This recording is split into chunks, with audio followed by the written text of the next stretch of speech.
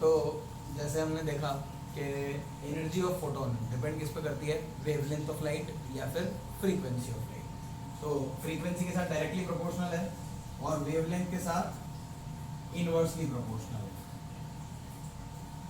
तो एनर्जी और वेवलेंथ का डायग्राम बनेगा तो ऐसा बनेगा, और एनर्जी और फ्रीक्वेंसी का बनेगा तो ऐसा बनेगा। अब क्या है, ये दोनों डायग्राम बनाने के बाद उसके बाद हम देखते हैं कि हमने ऑब्जर्वेशंस क्या क्या लिए उस एक्सपेरिमेंट से जो हमने किया और जिसमें हमने देखा कि फोटोन का इफेक्ट क्या आता है। तो जब उसको करके देखा तो ये देखा कि भाई अगर लाइट जो आ रही है उसमें एक फोटोन अगर आ रहा है तो एक ही इलेक्ट्रॉन पास कर रहा है, और करंट क्या होता है, number of electrons passing through.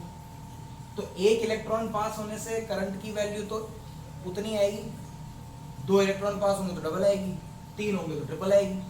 तो ये कब होगा, जब नंबर ऑफ फोटॉन्स ज्यादा आ रहे होंगे। नंबर ऑफ फोटॉन्स ज्यादा कब आ रहे होंगे, जब ज्यादा सनलाइट आ रही होगी। ज्यादा सनलाइट आ रही होगी इसका मतलब क्या है कि ज्यादा एरिया पे सनलाइट पड़ रही होगी। तो अगर उसकी बात करूं मैं तो वहां आ जाती है इंटेंसिटी। क्या आ जाती है, इंटेंसिटी। इंटेंसिटी क्या होता है, पावर अपॉन एरिया या फिर work done upon area into time. Power क्या है, वर्क डन अपॉन टाइम। तो टोटल बन गया क्या, वर्क डन से हमने निकाली energy total, energy upon area into time. तो जितनी एनर्जी गिर रही है उस कैथोड के प्लेट पे, उस पे डिपेंड करेगा टोटल एनर्जी पे, नंबर ऑफ फोटॉन्स पे। टोटल एनर्जी पे डिपेंड करेगा, पर टोटल एनर्जी किस पे डिपेंड करेगी, नंबर ऑफ फोटॉन्स पे। एक फोटोन की एनर्जी तो फिक्स है क्योंकि लैम्डा फिक्स है, जो लाइट आ रही है उसका वेवलेंथ फिक्स है, तो एक फोटोन की एनर्जी फिक्स हो गई।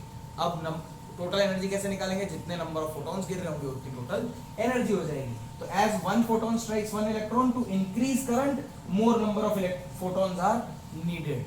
तो मोर नंबर ऑफ फोटॉन्स के लिए hence total energy of photon is equals to number of photons into energy of one photon, that is n into hc by lambda या फिर n इनटू h न्यू। तो intensity हो जाती है n into energy of photon divided by area into time.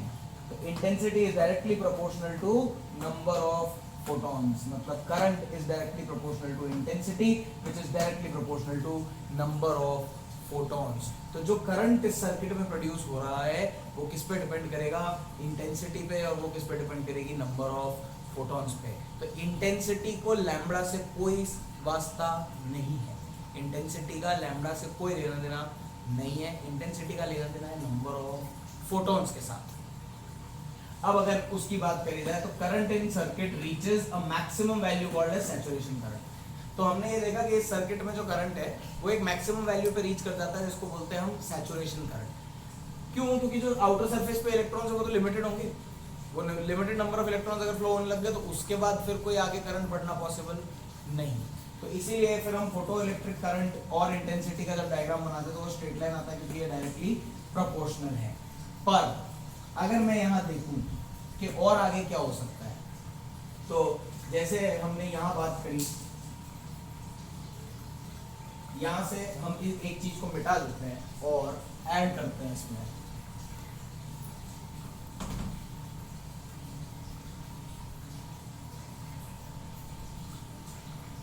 क्या add करते हैं, energy of photon is equal to work function plus E into stopping potential। So energy of photon is dependent on lambda या nu, phi work function a constant quantity, E into V stopping potential।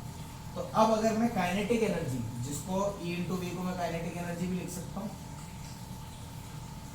तो kinetic energy और frequency, frequency क्या है, energy के directly proportional to energy. तो kinetic energy और energy, kinetic energy और energy बीच में क्या है, वर्क फंक्शन, जो कि क्या है, कांस्टेंट क्वांटिटी।